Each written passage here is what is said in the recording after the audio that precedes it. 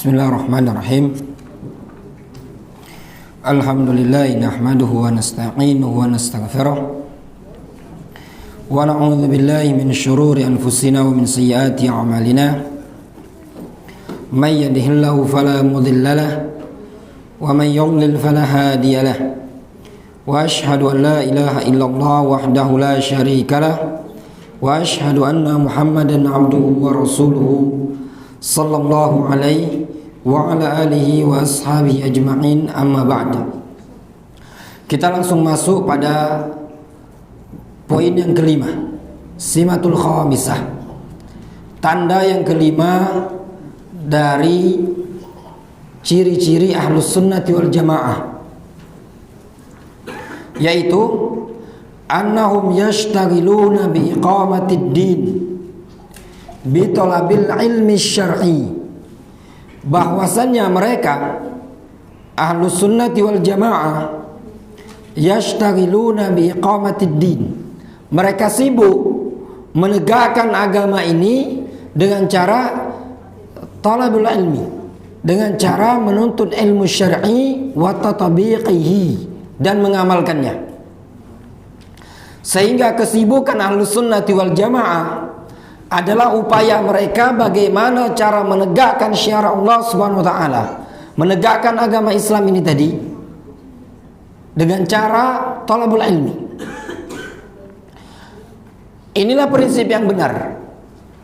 Upaya menegakkan syariat Allah Subhanahu wa taala, mengokohkan agama Allah Subhanahu wa taala di muka bumi tidak lain melainkan dengan cara talabul ilmi. Sebagian orang berupaya menegakkan syiar dengan cara khilafah. Itu bukan ciri dari ciri ahlus sunnati wal jamaah. Kemudian setelah dia menuntut ilmu, yang kedua yang dia tempuh yaitu tatbiquhu, diamalkan sama dia.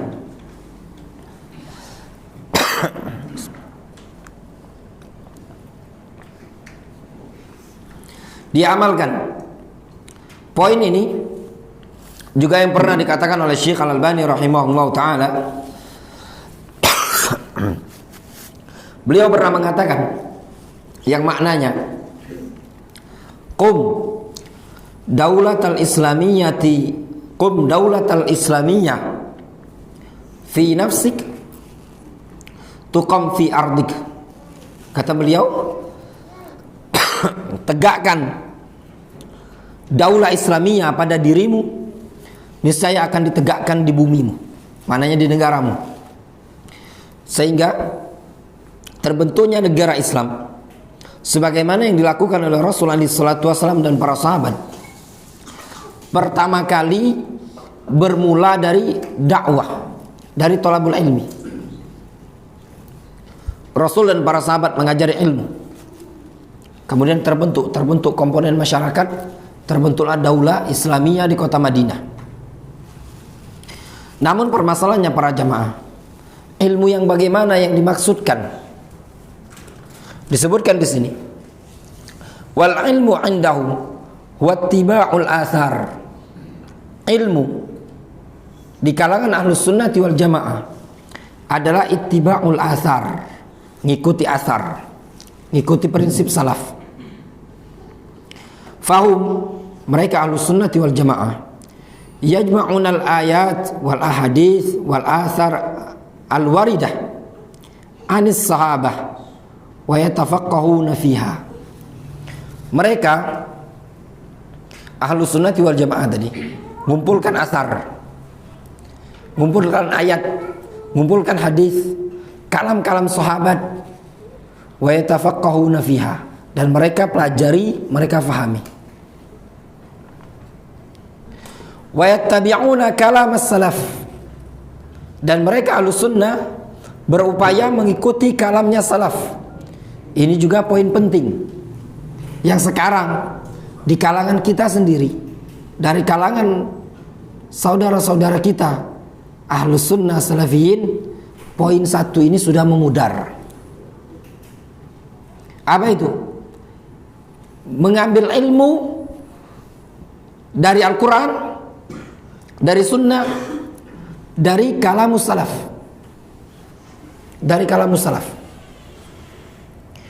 Ya ikhwan, sadar apa tidak? Kita ngaji bertahun-tahun. Nama asli Al-Imam Syafi'i kita tidak tahu. Nama asli Al-Imam Abu Hanifah kita tidak tahu. Nama asli Imam Malik kita tidak tahu. Kunyanya siapa? Nama asli Imam Bukhari, nama asli Imam Muslim, Abu Dawud, Ibnu Majah dan yang lainnya. Apa yang menyebabkan? Yang menyebabkannya dikarenakan kita kurang mengkaji kutub-kutub mereka. Sebagian kita, mungkin bahkan sebagian da'i, bahkan mungkin sebagian orang yang dinyatakan sebagai ustadz, tidak kenal siapa Ibnu Jarir At-Tabari. Apa karyanya beliau? Apa buku tipis karya Imam Ibnu Jarir At-Tabari? Siapa Imam Al-Lalikai? Siapa Imam Al-Ajurri? Siapa Ibnu Abi Asim? Banyak kita tidak tahu. Sebagian kita ketika diajak kajian maunya tematik terus. Gimana kita mau menjadi sunni salafi kalau kalam salaf kita tidak tahu?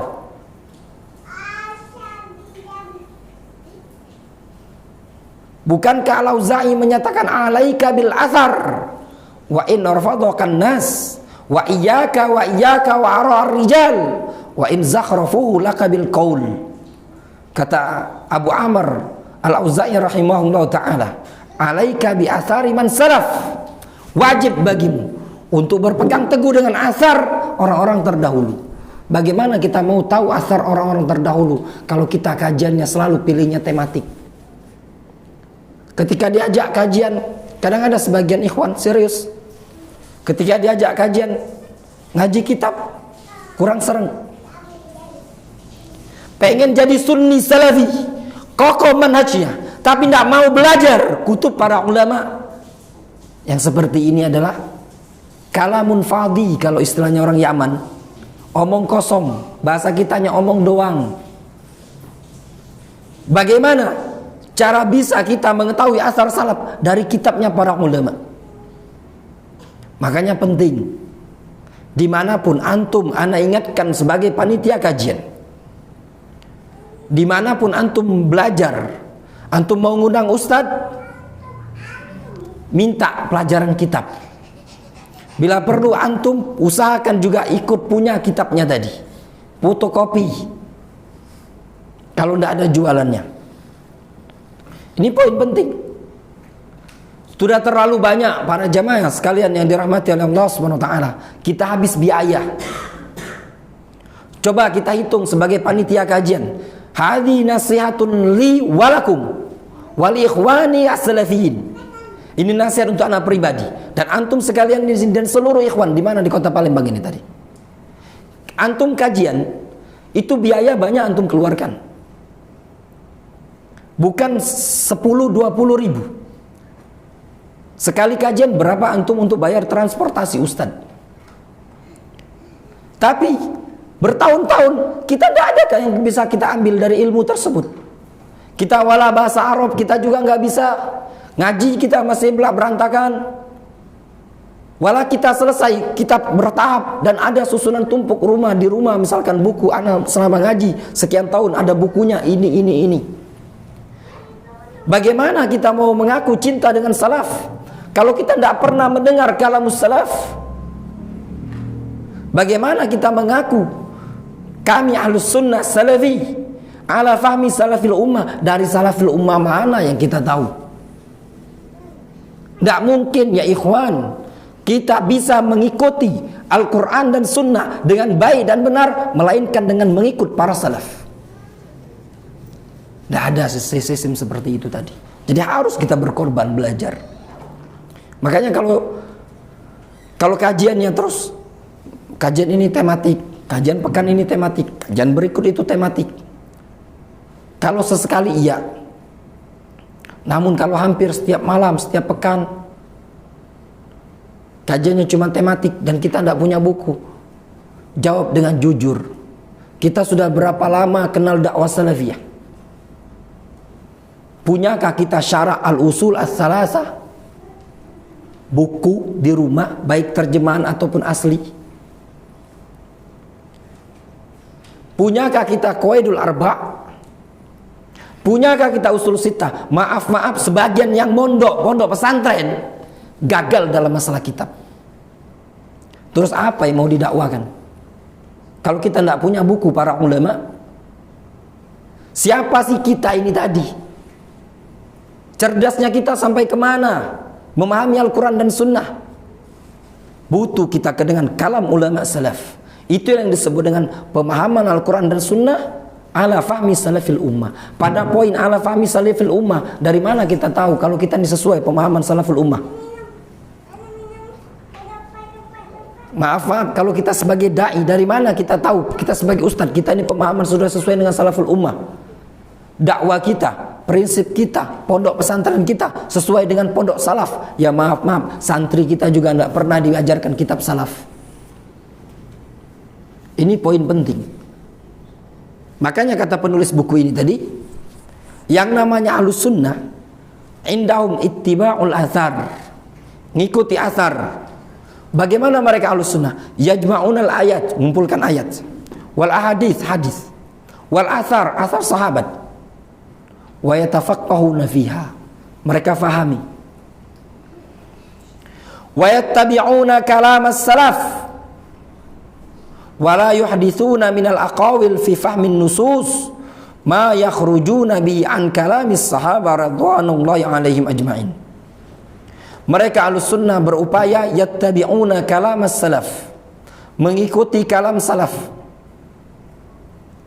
wala yuhdithuna minal aqawil, tidak memunculkan sekian banyak pendapat, fi fahmin nusus, di dalam memahami nas, dalil, ma yakhrujuna bihi an kalamis sahabat, sesuatu yang membuat mereka keluar dari kalam sahabat. Tidak seperti itu. Itulah ahlus sunnah.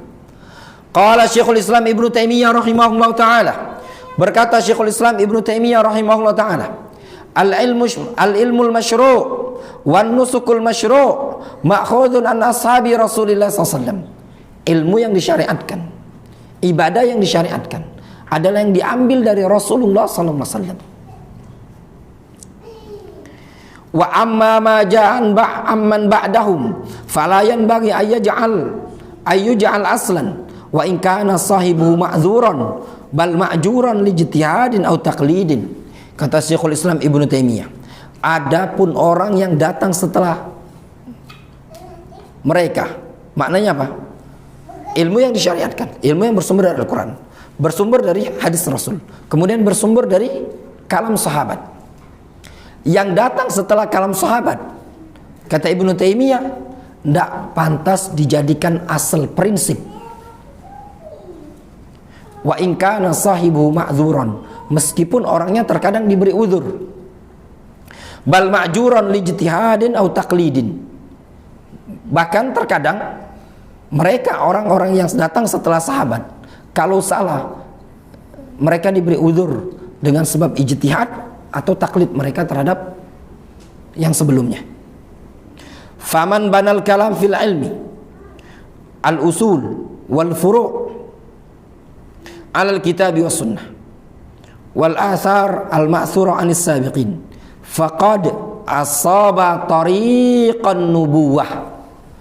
Kata Syekhul Islam Ibnu Taimiyah, faman banal kalam, barang siapa yang membangun perkataan, membangun ucapannya dalam bentuk ilmu, baik secara ilmu usul ataupun ilmu furu'. Ilmu usul maknanya akidah, ilmu furu' maknanya ibadah ahkam, alal kitabi was sunnah, dibangun di atas Al-Quran dan Sunnah, wal atharil ma'thurah, dan dibangun di atas athar yang diriwayatkan anis sahabah was sabiqin. Apa kata Ibnu Taimiyah? Faqad asaba tariqan nubuwah, sungguh orang seperti ini telah tepat di dalam menempuh jalan kenabian. Ini poin penting ya. Makanya ana menganjurkan ikhwan, siapapun yang ngajar di sini, ana yakin ustadz-ustadz yang ngajar di sini tidak mungkin ngomong sembarangan. Baik di sini ada Ustadz Abdurrahman Yusa, kajian rutin. Cobalah antum tanya ke beliau, apa ustadz yang dipelajari? Boleh kami fotokopi, ada kitabnya, kalau ada jualannya kami beli, supaya antum tahu dalil. Kalau lihat buku tahu dalil ya. Kalau mungkin yang tua kita maklumi, namun yang muda ya, jangan sia-siakan berlalunya waktu kita pengajian ya, sedangkan kondisi kita tidak ada yang kita dapatkan. Sayang. Seharusnya lamanya kita ikut kajian, kenal dakwah salafiyah, semakin hari kita semakin berilmu. Setiap kajian kita hafal dalil.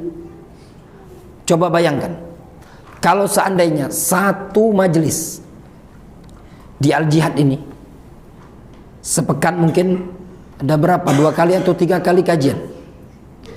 2 kali, Pak.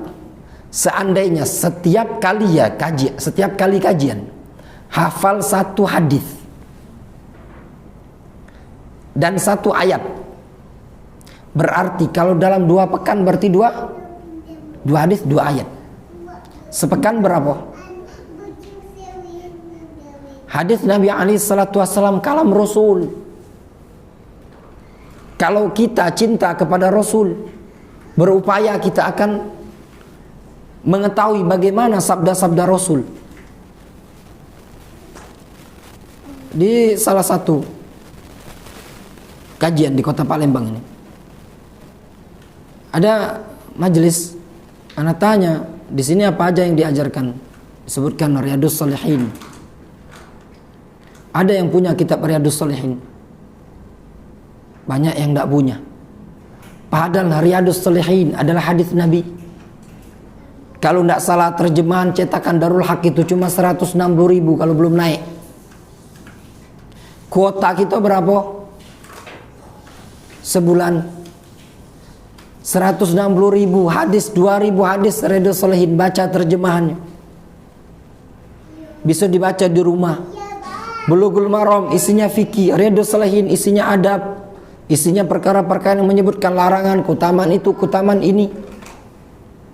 Namun terkadang dari kita tidak mau, kurang keinginan kita ingin tahu ilmu yang bersumber dari Al-Quran dan Sunnah. Ya ikhwan, salafiyah, salafi itu cuma bukan masalahnya cuma bisa menyalahkan. Ini bid'ah, ini syirik, ini haram. Sekarang permasalahannya, bangun dulu asal.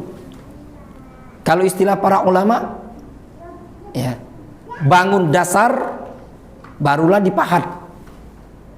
Ya. Kalau bangunan itu buat pondasi dulu kan, barulah kita model ke atas. Yang penting pondasi kokoh. Gitulah dalam agama ini tadi. Bangun pondasi dulu, tahu dalil, kita ibadah sudah benar.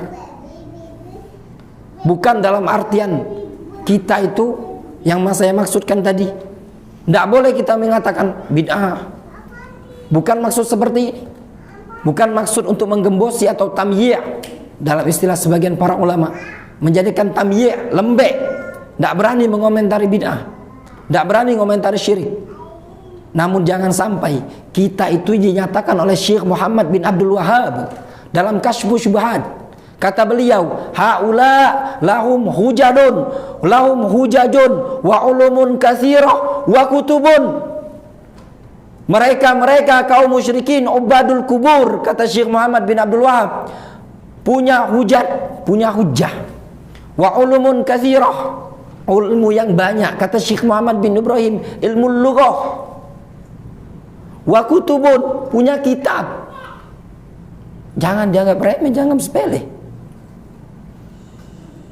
Mereka punya buku, punya ilmu. Bahkan pemasok, termasuk kitab terbesar di Indonesia, itu dari mereka.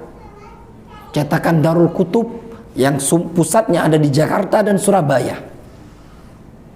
Itu luar biasa. Jangan dianggap kaleng-kaleng dari kalangan sufiah. Antum lihat kadang sebagian video ustadz-ustadznya mereka, itu di belakangnya anda lihat ada Fathul Bari, ada Al-Majmu' Syarhul Muhadzab, bukan kaleng-kaleng. Sedangkan kita Ahlus Sunnah kalau belajar pengennya yang tematik. Tematik itu temanya umum. Alasannya kenapa? Ustadz, kalau kajiannya dikaji kitab, nanti bubar jamaah, cepet bosan. Sekarang antum kajian itu mikirkan yang lain apa mikirkan antum sendiri? Kalau antum pengen pinter, pikirkan diri kita pribadi, mana kebutuhan kita. Tidak usah pikirkan jamaah yang lain. Mana yang kita butuhkan, itu yang terpenting. Kalau enggak, rugi. Habis hari bertahun-tahun, kita enggak dapat apa-apa. Jangan sampai waktu berlalu, kita masih membangun prinsip agama ini tadi di atas taklid. Apa enggak? Bagaimana taklidnya? Taklid pada ustadz.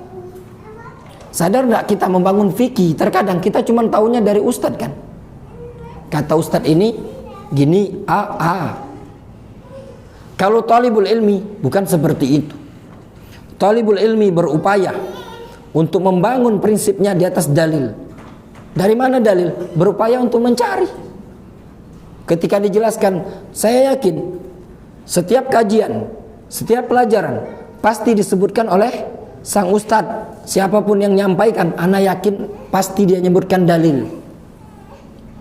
Tapi dikarenakan kita ini tidak punya bukunya, tidak juga mau tanya, mau fotokopi, jadi lewat.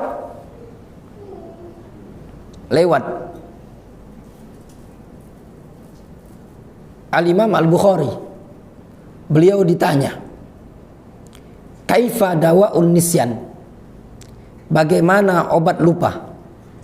Kata Imam Al-Bukhari, idmanun nazar ilal kutub, sering lihat-lihat ke buku. Bagaimana mau kita tahu kalau kita lupa? Misalkan ada pelajaran disebutkan, misalkan kajian di sini disebutkan misalkan faedah luar biasa mungkin sama Ustaz Abdurrahman Yusa, disebutkan dalilnya begini-begini, tapi karena kita tidak punya buku, tidak punya catatan, kita balik ke rumah lupa. Apa tadi faedah? Mantap akhi, berapi-api Ustaz tadi.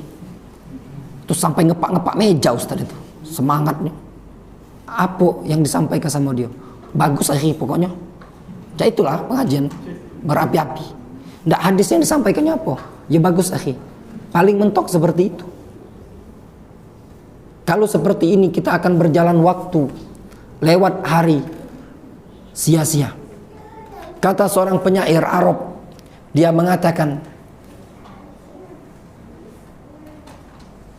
al-ilmu saydun wal kitabatu qayduhu, qayyid suyudaka bil hibalil wathiqah, fa inna minal hamaqah an tasida ghazalatan thumma tutliquhu fil khalaiqi taliqah.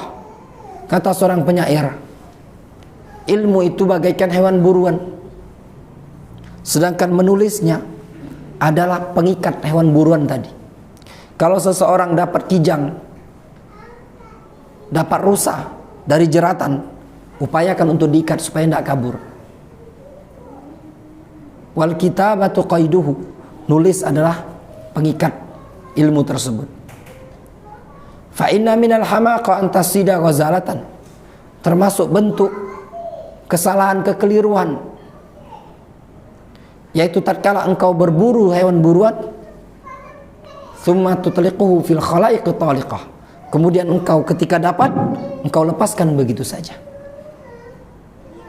Secerdas apapun kita, sehebat apapun kita, kita manusia yang lemah. Bahkan Rasul yang jauh punya kemuliaan, beliau mengatakan, innama ana basyarun mithlukum, Ansa kama tansawun. Aku manusia sama seperti kalian. Aku bisa lupa sebagaimana kalian lupa. Al-Hasan Al-Basri menyatakan laulan nisyan lakana nas kulluhum ulama. Kalau bukan dikarenakan penyakit lupa, niscaya umat manusia semuanya jadi ulama. Namun dengan buku, dengan kitab, dengan catatan, kita bisa memurojaah apa yang kita dapatkan. Ini nasihat ya ikhwan, bukan untuk merendahkan, bukan untuk menjatuhkan, tapi untuk membangun.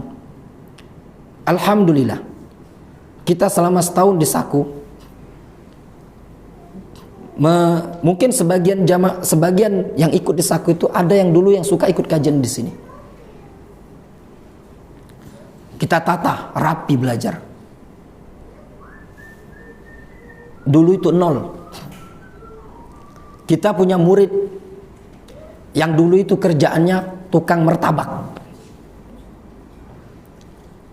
Dorong martabak, dia cerita pernah mau jatuh martabaknya. Dan pernah jadi tukang jaga toko di Maksop, di suatu pondok pesantren yang terkenal di Indonesia ini. Orang yang tidak teranggap sama sekali. Datang ke Saku, tempat kita itu, dari nol. Alhamdulillah, karena kegigihan belajar, ditata. Ya. Pernah anak suruh khutbah di sini. Sekarang ngajar. Kalau pagi itu dia yang ngajar bahasa Arab. Jadi bukan masalah belajar tadi, keterbatasan kondisi. Oh, saya ini pedagang, tidak mungkin. Tidak juga. Saya pekerja, tidak juga. Ada.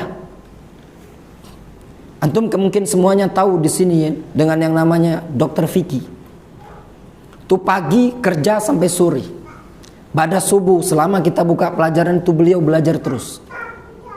Antum kalau datang ke kitabnya, ke rumahnya, kitab jangan ditanya keseriusan beliau untuk belajar agama ini tadi. Alhamdulillah sekarang kalau cuman sekedar ilmu nahu yang muyasar sama durus lugha ini, itu masih bukan level dia lagi. Anak serius, bukan membanggakan bagaimana, cuma sekedar ingin mengambil gambaran, bukan halangan kesibukan kerja menghalangi kita menuntut ilmu. Asy-Syaikh Muqbil Ibnu Hadi Al-Wadi'i rahimahullah ta'ala, beliau umur 24 tahun, status beliau sebagai security. Bayangkan antum security, siapa mungkin di sini ada security? Beliau security yang di salah satu hotel ketika itu di Saudi Arabia. Beliau berangkat dari Yaman, berangkat ke Saudi, ingin kerjalah jadi security hotel. Siang beliau kerja, malam beliau belajar. Siang kerja, malam beliau belajar. Apa yang terjadi? Satu-satunya alim di negeri Yaman. Kalau kita dakwah ya ikhwan, mungkin dakwah dengan dakwah yang sudah berkembang sekarang. Syekh Muqbil dakwah di kampung yang banyak Syiah. Pernah Syekh Muqbil dakwah ketika itu sampai ada yang tewas di tengah masjid. Sampai ini mic itu patah. Kabilahnya Syekh Muqbil mengatakan, kalau ada yang berani mengganggu Syekh Muqbil, kita perang antar kabilah. Itu pengorbanan. Muridnya Syekh Muqbil ditembak di masjid, bandang darah, ba'da zuhur, hancur mushaf. Guru kami Syekh Abdurrahman diberondong dengan 30 peluru ba'da menjelang salat zuhur. Syekh Yasin Al-Adani, guru kami dulu, diberondong dengan bom pulang ba'da isya. Bagaimana di Yaman? Dakwah keras, orang-orang Syiah, teroris, itu musuh utama. Namun dikarenakan kegigihan, jangan ditanya keilmuan mereka, tapi lihat sejarah dulu, siapa mereka. Ternyata guru mereka adalah seorang security. Itu baru serius mau belajar. Maka nasihat ya ikhwan, untuk ikhwan sekalian dan dimanapun, sayang ya, kalau seandainya waktu kita sia-siakan. Ubahlah mindset kita taklim, pengajian. Bukan maksud ana sekali lagi untuk merendahkan, meremehkan antum, tapi untuk membangun. Rasul alaihi salatu wasallam menyatakan, fala yalumanna illa nafsah. Nanti janganlah celah kecuali diri dia sendiri, kata Rasul alaihi salatu wasallam. Penyesalan tidak ada di awal, selalu penyesalan di akhir. Namun kalau kita berupaya, walaupun kajian sepekan 2 kali, namun kita berupaya untuk memurajaah pelajaran, kita mau serius, insya Allah di hari esok, hari ini kita sigharul qaum wa ghadan kibarul qaum. Itu poin penting. Tapi kalau seandainya kita cuman kajian, duduk nyari kajian yang temanya umum, makanya nasihat anak kepada ikhwan-ikhwan sekalian yang baru pemula ikut kenal salaf, carilah kajian-kajian yang mengajarkan qaidul arba. Nggak bisa bahasa Arab, catat baik-baik. Kaidatul ula, kaidatul tsaniyah, tsalitsa, rabi'ah, sul salasa gitu juga. Dan kitab-kitab yang lain. Rugi kalau kita berlalu waktu namun dalam kondisi tidak dapat apa-apa. Luar biasa ya ikhwan, kajian khususnya di kota Palembang ini, di setiap masjid berapa biaya yang dikeluarkan? Lumayan banyak ya, karena kadang kasihan, kadang kita udah antum perhatian, masya Allah luar biasa perhatian sama ustadz-ustadz yang ngisi kajian. Ustadz-ustadz yang ada juga meluangkan waktu untuk antum. Ubahlah mindset belajar selama ini tadi. Sama Ustaz Abdurrahman Yusa, kalau kajian beliau catat, dengarkan baik-baik. Kalau mungkin kecepatan, ngomong pelan-pelan, Ustaz tolong dikti supaya kami bisa nyatat. Insya Allah dalam waktu 3 tahun 4 tahun antum ngaji seperti itu, insya Allah akan bermanfaat. Kita penting sekarang ini, ana menganjurkan kepada ikhwan-ikhwan untuk serius belajar, mengingat banyak faktor. Faktor pertama, begitu besarnya ahlul ahwa'i wal bid'ah, semangat mereka untuk belajar. Yang kita ahlus sunnah salafiyin jangan kendor. Yang kedua, banyaknya sekarang ini sekolah-sekolah, katanya sekolah-sekolah salafiyah, sekolah-sekolah sunnah uji kitanya, yang kurang tenaga pendidik. Ya benar, kurang. Ngaji pun lihat ya kadang untuk anak-anak kita ngaji, baca Quran, kadang kewalahan, susah. Yang sangat ana sayangkan kepada ikhwan-ikhwan yang masih muda, yang belum punya aktivitas, bebini belum, punya istri belum ada aktivitas kesibukan, manfaatkanlah belajar yang baik. Ada kesempatan belajar. Mungkin hari ini antum tidak teranggap karena antum masih pemula. Di esok hari antum akan dibutuhkan. Ana yakin jamaah kita yang sudah tua-tua atau antum yang sudah banyak kesibukan pasti berangan-angan doa kiranya ana kembali muda lagi. Sebagaimana seorang penyair, sebagaimana disebutkan dalam kitab Mutammimah al-Ajrumiyah, laita syababa ya'udu yawman fa ukhbiruhu lima fa'ala al-mashib.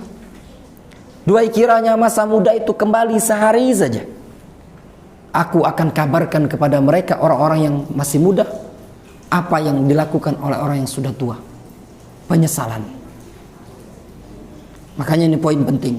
Dalam belajar harus kita merujuk kepada prinsip para ulama salaf, dan tidak mungkin bisa ditempuh, bisa diketahui bagaimana kalam ulama salaf melainkan dengan cara merujuk kepada kitab para ulama sebagaimana yang disebutkan oleh Syekhul Islam Ibnu Taimiyah.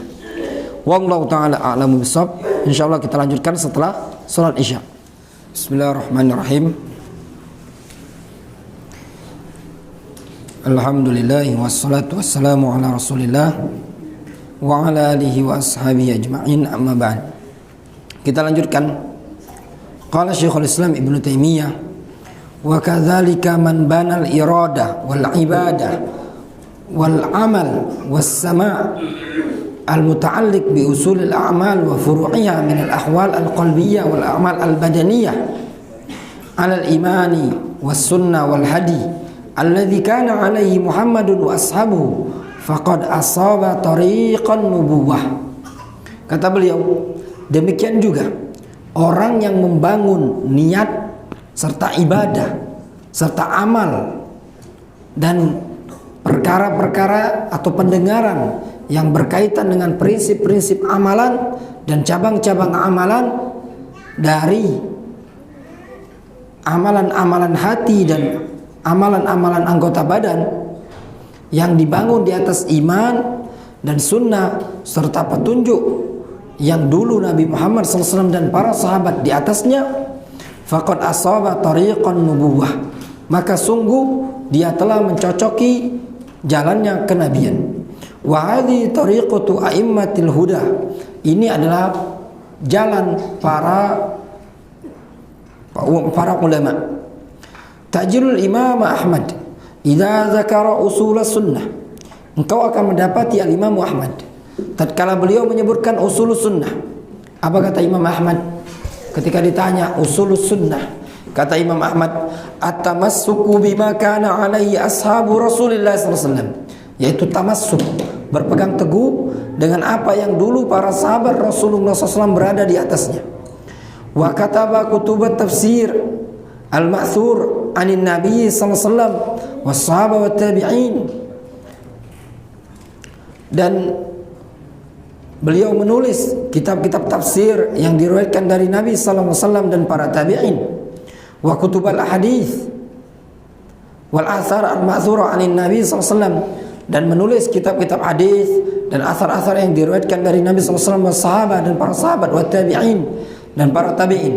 Wa 'ala dzalik ya'tamid fi usuli al-ilmiyah wa furu'i, dan atas dasar itulah Al-Imam Ahmad membangun prinsip ilmu ilmiah dan cabang-cabang keilmuan.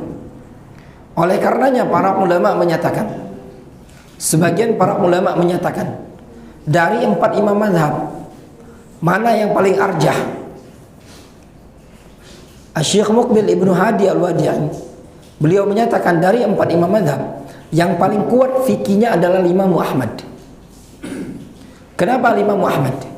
Dikarenakan beliau membangun fikih beliau dengan cara mengumpulkan ilmu usul fikih dari Al-Imam Asy-Syafi'i dan juga ilmu hadis yang beliau dapat, sehingga beliau mengumpulkan fikih bainal hadis wa usul al-fiqh, antara ilmu hadis dan ilmu usul fikih.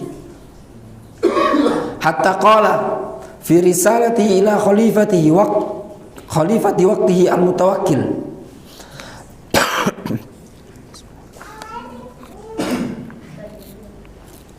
sampai-sampai dulu Imam Ahmad menyatakan kepada khalifah di zaman beliau yang bernama Al-Mutawakkil. Imam Ahmad mengatakan, la uhibbul kalam fi syai'in min dzalik illa ma kana fi kitabillah. Kata Imam Ahmad, aku tidak menyukai berbicara sedikit pun terhadap hal itu melainkan sesuatu yang ada di dalam Al-Quran, atau fi hadithi Rasulullah SAW, atau sahabat, atau tabi'in, atau apa yang ada dalam hadis Nabi, atau dari sahabat, atau dari tabi'in. Fa amma ghairu dzalika fal kalamu fi ghairu mahmudin. Kata Imam Ahmad, adapun selain itu, maka berbicara tentangnya bukanlah perkara yang terpuji. Apa makna dari ucapan Imam Ahmad? Beliau menekankan sesuatu yang terpuji adalah tatkala bersumber dari Al-Quran, bersumber dari sunnah Rasul, dan juga bersumber dari sahabat, serta bersumber dari tabi'in. Yang tidak bersumber dari Al-Quran, tidak bersumber dari sunnah Rasul, tidak bersumber dari kalam sahabat, dan juga tidak bersumber dari kalam tabi'in, para ulama, kata beliau, aku tidak suka.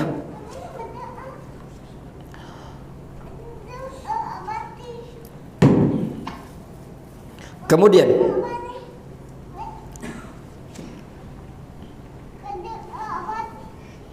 Wa kadzalika fi zuhdi war riqaq wal ahwal, demikian juga dalam bentuk ilmu kezuhudan dan juga bab riqaq, perkara-perkara yang melunakkan hati, wal ahwal, berkaitan dengan kondisi-kondisi amalan hati. Fa innahu i'tamada fi kitabiz zuhd, sesungguhnya Imam Ahmad bersandar dalam kitab zuhud alal ma'thur anil anbiya salawatullahi alaihim. Beliau bersandar pada kitab zuhud pada asar-asar yang diriwayatkan dari para nabi min Adam ila Muhammadin, thumma ala tariqatis sahabati wat tabi'in wa lam yadhkur man ba'dahum. Kemudian Imam Ahmad menyebutkan asar dari Nabi Adam sampai kepada Nabi Muhammad, dan juga dari sahabat dan juga dari tabi'in. Adapun yang setelah tabi'in tidak dinukilkan oleh Imam Ahmad. Lihat di sini, para ulama zaman dahulu mereka menjadikan patokan kepada para tabi'in. Maknanya apa? Yang datang setelah tabi'in terkadang ada kesamaran padanya. Bisa jadi itu ijtihad, tidak ada dalil. Dipertegas lagi kata Ibnu Taimiyah, wa kadzalika wasfu li akhdhil ilmi, wa kadzalika wasfuhu li akhdhil ilmi. Demikian juga Imam Ahmad mensifati bagi orang yang mengambil ilmu, ingin menuntut ilmu, Imam Ahmad rahimahullah ta'ala, beliau menganjurkan ayyaktuba ma ja'a anin Nabi SAW, agar mencatat nukil dari Nabi SAW. Imam Ahmad mengatakan kepada penuntut ilmu yang ingin mencari ilmu, ambil dari Nabi SAW. Thumma anis sahabah, kemudian ambil dari sahabat. Thumma anit tabi'in, ambil ilmu dari tabi'in. Bahkan dalam riwayat yang lain Imam Ahmad mengatakan thumma anta fit tabi'in muhayyarun, kemudian engkau ilmu kalau berkaitan dengan tabi'in mukhayyar, boleh diambil, boleh tidak. Ada pertanyaan berkaitan dengan yang kita sebutkan di sini. Mengapa kita harus bermanhaj dengan manhajus salaf? Mungkin ada pertanyaan, kenapa? Ini pertanyaan sering kan kadang. Kenapa kita harus bermanhaj dengan manhaj salaf? Apa sih manhajus salaf? Manhajus salaf itu apakah manhaj yang radikal? Apakah manhajus salaf adalah manhaj yang menyelisihi dalil aliran menyimpang? Manhajus salaf adalah manhaj yang dibangun di atas Al-Quran dan Sunnah. Makna manhajus salaf, metode beragamanya orang ini tadi dikembalikan kepada metode sahabat, metode tabi'in. Allah Subhanahu wa taala menyatakan dalam Al-Qur'anul Karim, fa in amanu bimithli ma amantum bihi faqad ihtadaw. Kalau seandainya mereka mau beriman seperti apa yang kalian beriman wahai para sahabat, faqad ihtadaw, niscaya mereka akan mendapatkan petunjuk. Kenapa kita harus ngikut kepada para sahabat? Dikarenakan sahabat adalah orang yang direkomendasi oleh Allah Subhanahu wa taala. Was-sabiqunal awwalun minal muhajirin wal ansar walladzina ittaba'uhum bi ihsan radhiyallahu anhum wa radu'an. Orang-orang yang pertama kali masuk ke dalam agama Islam dari kalangan muhajirin dan ansar, walladzina ittaba'uhum bi ihsan, dan orang-orang yang mengikuti mereka dengan baik, radhiyallahu anhum wa radu'an. Allah ridho terhadap mereka, mereka ridho terhadap Allah Subhanahu wa taala. Juga Rasulullah SAW yang menyatakan, khairun nas qarni thumma alladhina yalunahum thumma alladhina yalunahum.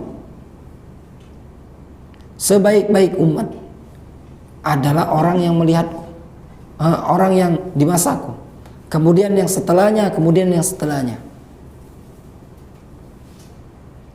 Dalam hadis yang lain Rasul menyebutkan kebaikan, senantiasa kalian berada pada kebaikan, madama fikum man ra'ani, selama di tengah-tengah kalian ada orang yang melihat aku,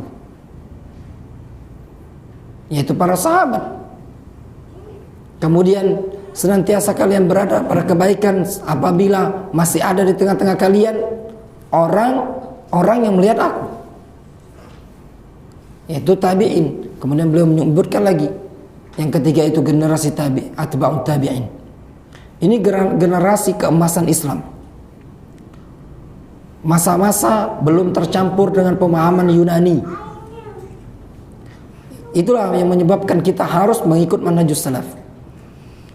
Mereka mengerti turun ayat tersebut, tahu mereka di mana turunnya, bahkan mereka tahu makna dan kandungan ayat tersebut adalah sahabat.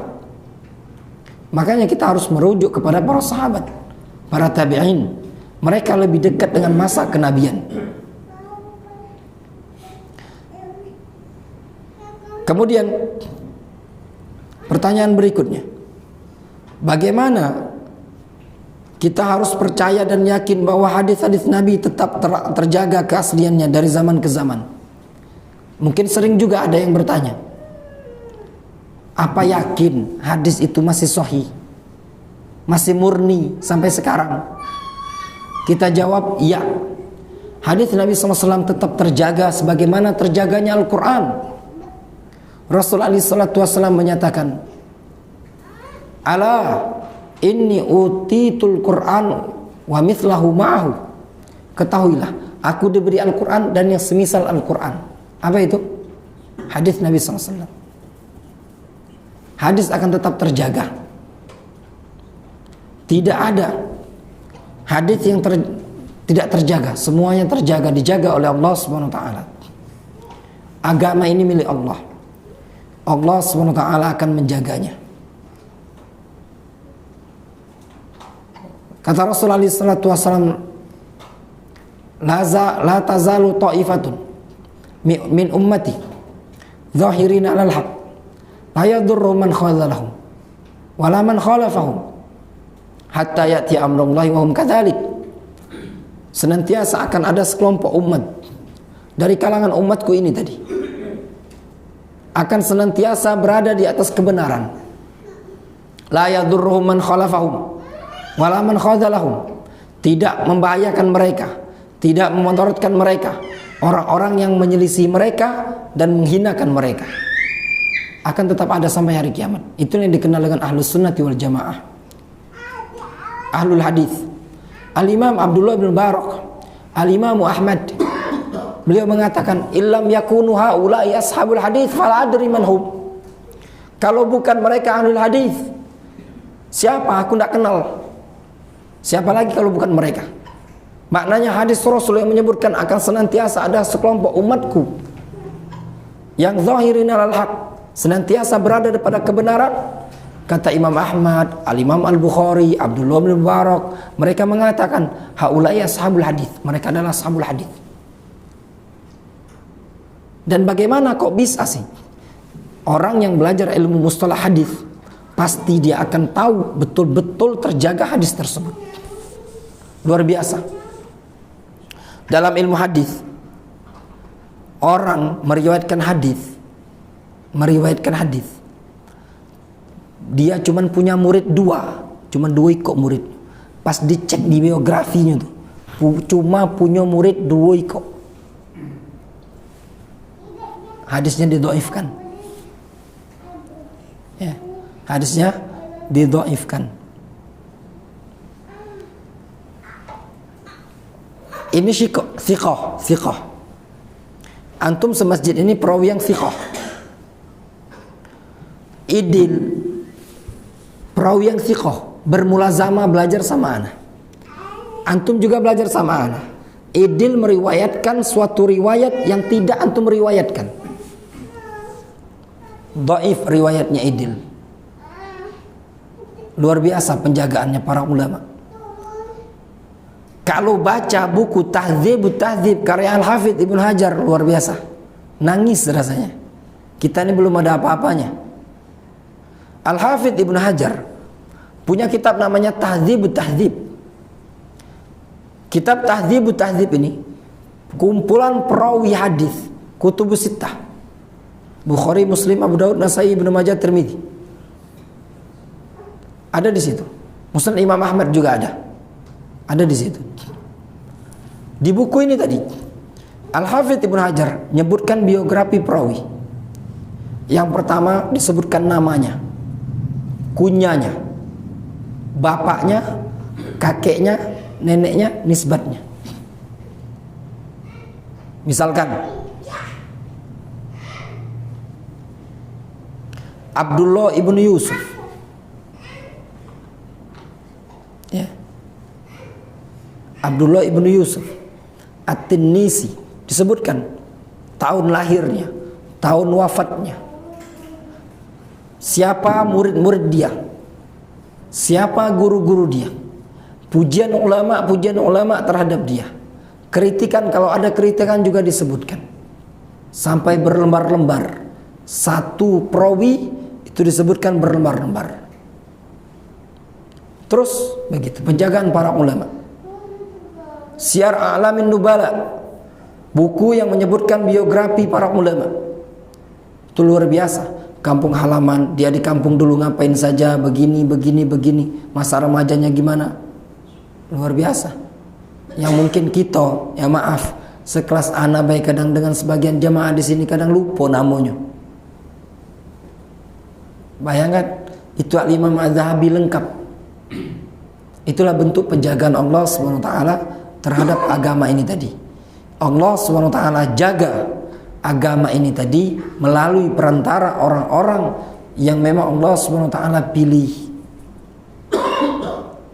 Jadi dijaga oleh Allah SWT melalui rijal, para muhaddithun, sehingga terbedakan mana hadis yang palsu, mana yang dhaif, mana yang maudhu', mana yang mungkar. Semuanya bisa dideteksi. Tidak ada yang terluputkan. Jadi kalau ada yang nanya, apa mungkin hadis zaman sekarang memang betul-betul terjaga? Jawabannya ya, apalagi sekarang ini sudah ada buku hadis yang sudah dibukukan. Siapa yang membukukannya? Para ulama zaman dahulu. Para ulama zaman dahulu. Dan bersanad. Ada sanadnya. Imam Bukhari misalkan dalam Sahih Bukhari, hadis innamal a'malu binniyat. Kalau kita kan cuman sekedar hadis innamal a'malu binniyat kan, dari sahabat Umar bin Khattab. Imam Bukhari menulis hadis ini dalam Sahih Bukhari plus sanad. Qala Abdullah ibnu Zubair Al-Humaidi, qala haddatsana Sufyan, sampai seterusnya. Wa huwa bin Uyainah, sampai ke Rasulullah SAW, ke Umar bin Khattab, sampai ke Rasulullah SAW, semuanya dengan sanad. Dari Yahya ibn Yahya Al-Ansari, dan Muhammad ibn Ibrahim At-Taimi. Satunya Al-Qama ibn Waqqas Al-Laythi, an Umar ibn Khattab, anin Nabi SAW, dengan sanad. Mungkin kalau kita masa mau mampu menghafal sanad hadis, Imam Bukhari betul-betul menulis dalam Sahih Bukhari dengan sanad. Hadis innamal a'malu binniyat, sanad yang ma'ruf. Al-Humaidi, Abdullah bin Zubair, Sufyan bin Uyainah, Yahya ibn Yahya Al-Ansari, Muhammad ibn Ibrahim At-Taimi, Al-Qama ibn Waqqas Al-Laythi, an Umar ibn Khattab radhiyallahu anhu, dari Nabi SAW. Itu baru satu sanad, kadang kita lupa-lupa. Belum lagi hadis yang berikutnya. Luar biasa para ulama penjagaan terhadap agama ini tadi. Al-Imam Al-Bukhari, ketika beliau menulis Sahih Bukhari, itu luar biasa. Sampai-sampai beliau tidaklah menulis buku, menulis hadis dalam Sahih Bukhari satu hadis yang dicatat oleh Imam Bukhari dalam Sahih Bukhari, melainkan beliau sholat 2 rakaat dulu. Beliau tidak mau memasukkan hadis yang dhaif, semuanya yang betul-betul sahih. Setiap nulis mau masukkan hadis, sholat dulu 2 rakaat. Semuanya sudah dibukukan oleh para ulama, dan itu bentuk penjagaan. Kalau kita mau lihat, luar biasa perjuangan para ulama. Kalau kita ini belum ada apa-apa, karena kita merasa sudah hebat dalam dakwah ini tadi. Mereka mengumpulkan hadis, itu pengorbanan mereka harus menempuh ribuan kilometer, bahkan ratusan kilometer. Mereka harus berjalan kaki. Jangankan ulama yang zaman dahulu, ulama yang kemarin saja, yaitu Syekh Muhammad Aman Al-Jami. Syekh Muhammad Aman Al-Jami, yang sebagian penuntut ilmu tidak kenal dengan Syekh Muhammad Aman Al-Jami. Pernah ada kisah, Ana sempat kebaca tulisan salah seorang dosen di Jamiah Islamiyah Madinah. Dia mendapati seorang mahasiswa menyatakan depan dosennya dia, "Ya Syekh, ada firqah yang lebih berbahaya dibandingkan sekte Jahmiyah." Tahu kan Jahmiyah? Kelompok yang mengingkari nama-nama dan sifat Allah Subhanahu wa taala. Pengikutnya Jahm bin Sofwan. Kelompok apa itu katanya? Kata Syekh ini tadi, kelompok Jahmiyah, firqah Al-Jamiyah. Kaget. Firqah Jamiyah. Siapa firqah Jamiyah? Ya. Pengikut Muhammad Aman Al-Jami. Antum pernah baca, kata Syekh ini, pernah baca buku Muhammad Aman Al-Jami? Tidak pernah. Pernah dengar namanya? Tidak pernah. Tahu dari mana? Ini kelompok yang lebih membahayakan daripada Jamiyah. Dari dosen aku yang satunya katanya. Tahukah antum bahwasanya Muhammad Aman Al-Jami pernah menjadi pengajar Masjid Nabawi, pernah menjadi Rais Qismil Aqidah fil Jamiah Islamiyah? Kaget dia. Syekh Muhammad Aman Al-Jami, seorang alim kibar yang mungkin kita di Indonesia banyak yang tidak mengenal namanya. Beliau asalnya adalah orang Ethiopia, Habasyah. Dari negeri Habasyah beliau naik perahu kecil uji kita ketek menuju Teluk Aden. Yang Aden itu tempat kami belajar.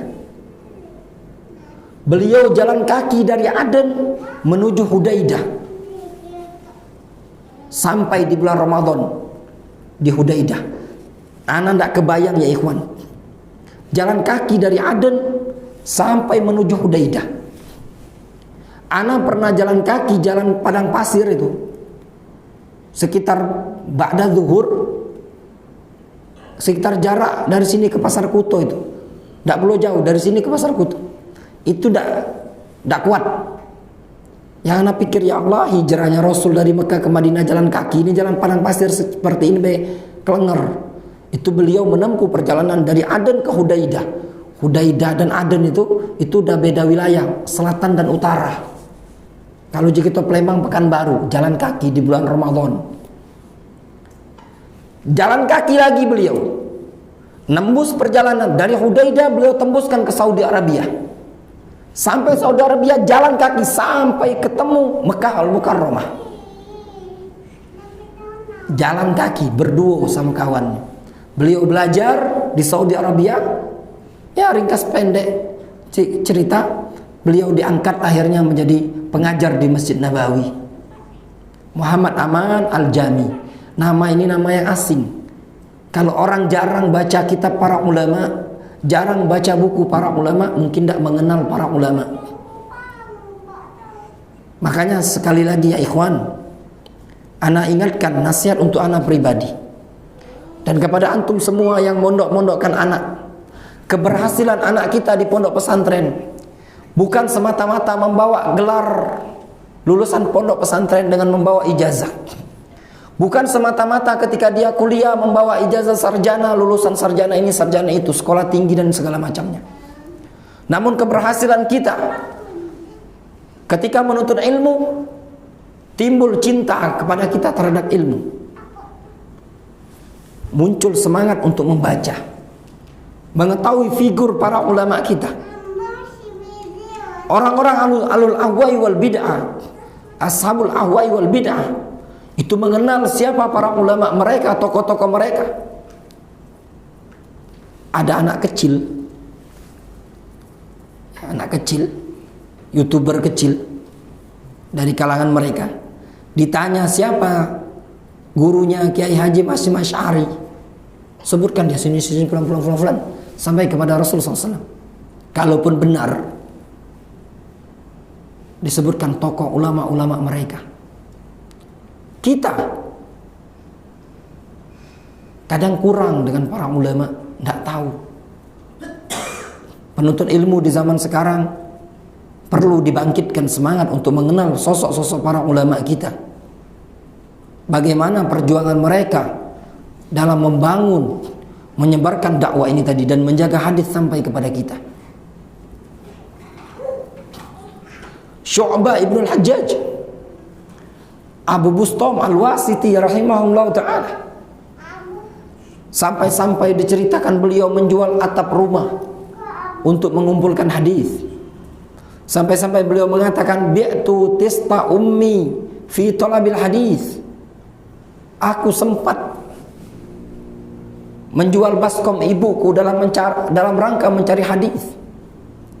Hisham ibnu Ammar, beliau pernah menjual tanah atau rumah milik bapaknya untuk menuntut ilmu. Perjuangan mereka mengumpulkan hadis sampai pada titik akhir wafat mereka. Sampailah hadis tersebut kepada kita, terjaga, sudah dibukukan, sudah dicetak. Contoh misalkan Sahih Bukhari, penjagaan Allah Subhanahu wa taala melalui hamba-hambanya di muka bumi, tidak dalam bentuk satu kurun. Sahih Bukhari itu punya nuskhoh, tulisan tangan. Ya, tulisan tangan. Tulisan tangan ini terkadang terpisah-pisah, dikumpulkan. Itu butuh biaya besar mengumpulkan. Contoh, Majmu' Fatawa Syekhul Islam Ibnu Taimiyah, pemerintah Saudi Arabia habis miliaran untuk memodali mengumpulkan Majmu' Fatawa hasil dari Ibnu Taimiyah yang dikumpulkan dalam bentuk berjilid-jilid. Perjuangan para ulama yang memang Allah SWT pilih untuk menjaga agama ini tadi. Allah SWT menyatakan dalam Al-Quranul Karim, in tatawallaw yastabdil qauman ghairakum thumma la yakunu amsalakum. Kalau seandainya kalian berpaling, nescaya Allah SWT akan gantikan dengan orang yang jauh lebih baik dibanding kalian. Thumma la yakunu amsalakum, kemudian mereka tidak akan sama seperti kalian, kata Allah SWT.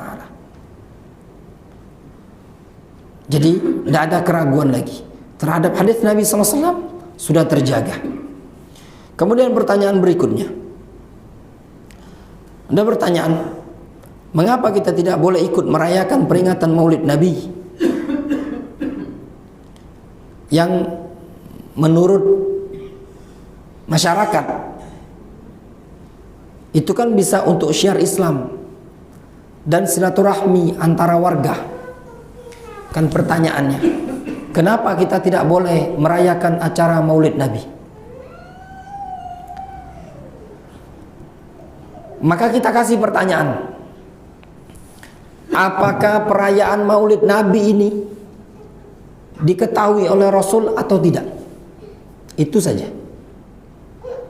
Apakah diketahui oleh Rasul ataukah tidak? Maknanya, apakah dulu ada di zaman Rasul ataukah tidak? Kalau dijawab sama dia, Rasul tidak tahu, maka pertanyaan berikutnya, dari mana kamu tahu? Kalau Rasul tidak tahu, kamu tahu. Kalau dia jawab, Rasul tahu, memang ada di zaman itu. Pertanyaan berikutnya, mana dalilnya? Perayaan Maulid Nabi tidak pernah dilakukan oleh Rasul. Perayaan Maulid Nabi itu kalau bahasa lainnya ulang tahun Nabi. Ya enggak? Ulang tahun Nabi. Pernahkah Rasul merayakan?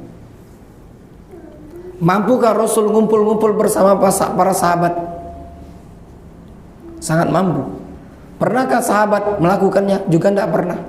Tabi'in pernahkah melakukan? Juga tidak pernah.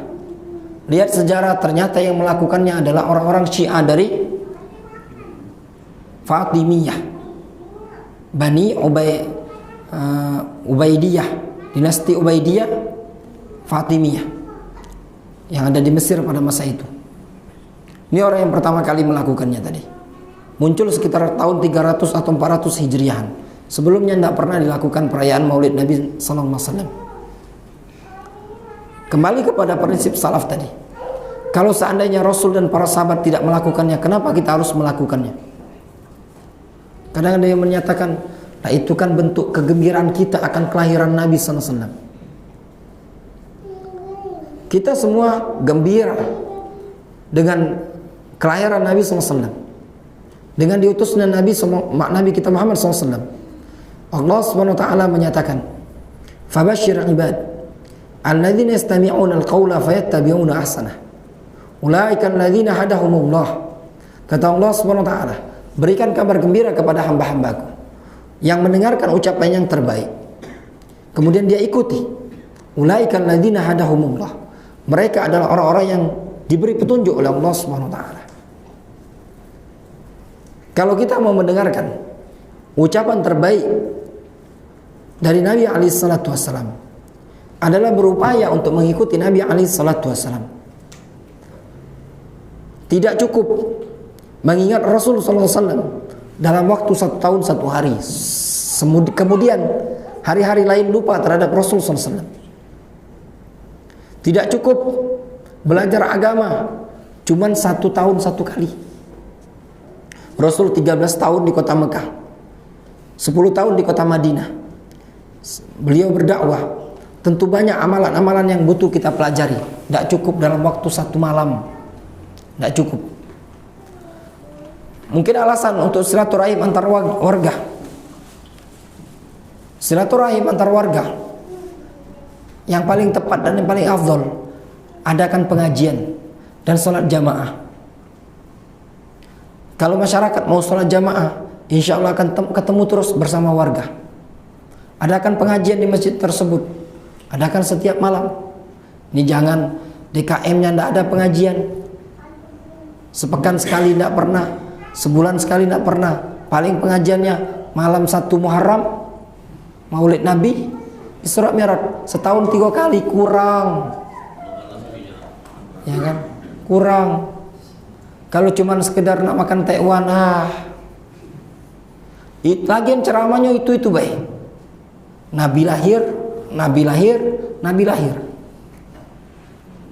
Ada tak yang balik Maulid Nabi itu, yang wuduknya bisa berwudu? Ya enggak? Ini Nabi itu lahir. Di antara bentuk tata cara kecintaan kita kepada Nabi, kita sholat berwuduk sesuai Nabi, dicontohkan. Kadang ada yang datang tuh sholat idah,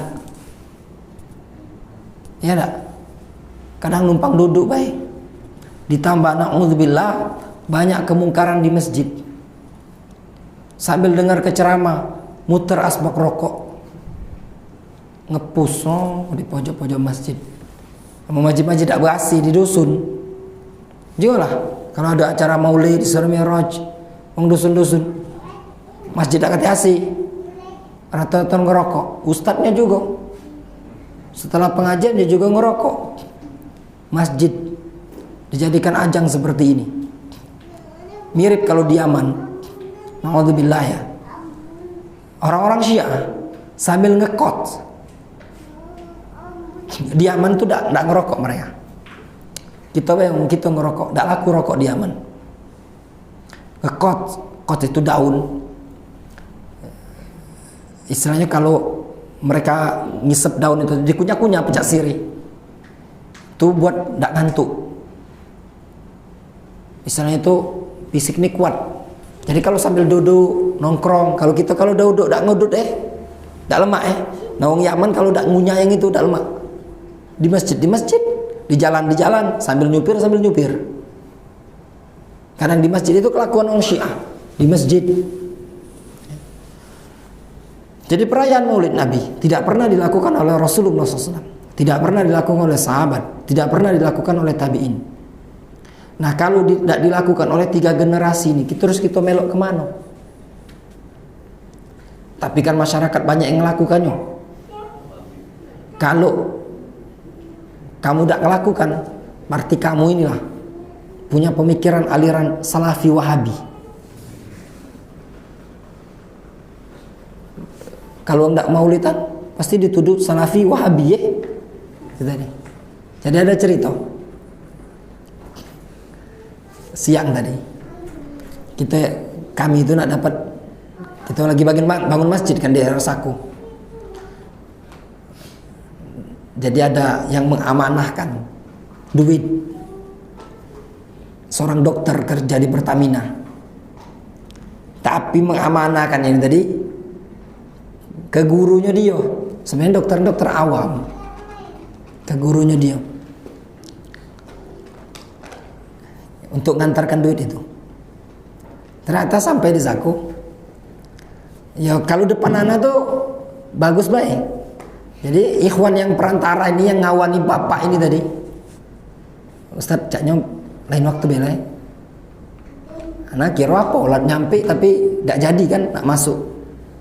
Tak lama ikhwan tu nelpon, afan Ustaz tidak jadi caknya. Tadi sempat berdebat, anak tidak lemak berdebat depan Ustaz. Dia langsung ngomong, ini nah, caknya pengajian kamu ini pengajian Wahabi kamu nih. Tak akan kunjukkan duit ini. Kata yang ikhwan tadi, Pak ini kan amanah Pak. Pak dokter itu tidak mandang Wahabi, tidak mandang Salafi. Pokoknya nak bangun masjid dibantu kan. Tak katanya. Bukan, kalau Wahabi Salafi dah kalah. Jadi urung dibawa balik duit tadi gara-gara Salafi Wahabi ini tadi. Lihat permusuhan mereka. Payo tanya dulu, apa sih Salafi Wahabi? Ya tak? Tanya dulu.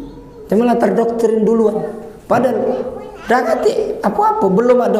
Ana dak nyebutkan Maulid Nabi bid'ah. Belum ngobrol, dia ana masih bocor motor, dia masih dalam mobil. Apa ada penampilan kita, penampilan Wahabi? Jangan mungkin penampilan Wahabi itu. Belum ngobrol, bukan terjadi dialog. Misalkan kamu nih Pak Ustaz, ngajinya di mana, pemahaman apa? Bukan.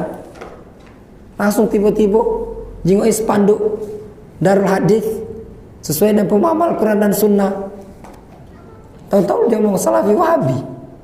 Jadi urung ngasih bantuan gara-gara Salafi Wahabi ini tadi. Bayangkanlah. Itulah ya, masyarakat awam itu tadi menggambarkan Salafi Wahabi sesuatu kelompok yang radikal menyesatkan. Salafi Wahabi tidak pernah demo. Ya enggak, jangankan ngebom, nyoblos haram. Ya benar. Demo haram. Apa ada Salafi melok 212 kemarin? Takati. Yang melok siapa? Justru ustaz-ustaz mereka yang nuduh kita Wahabi. Ada enggak ustaz Wahabi koar-koar ngeritiki Jokowi sebagai presiden Indonesia? Tak kati. Justru mereka yang nuduh kita Wahabi, mengkritiki. Siapa yang radikal? Yang radikal justru mereka. Yang disematkan kepada Syekh Muhammad bin Abdul Wahab dari kalangan Syiah. Wahabi ini memang ada. Lakop ini sebenarnya orang yang pertama kali menyematkan dari kalangan Syiah pada masa itu. Menuduh dakwah Syekh Muhammad bin Abdul Wahab, dasar Wahabi kau ni. Pengikutnya Wahabi. Nempellah gelar ini tadi kepada Syekh Muhammad bin Abdul Wahab tatkala beliau mendakwakan tauhid. Ya. Jadi ada cerita ini. Jadi ada seseorang lah di Saku itu. Man sini. Kau ini kan belajar di Yaman. Aku seneng cak kau ini.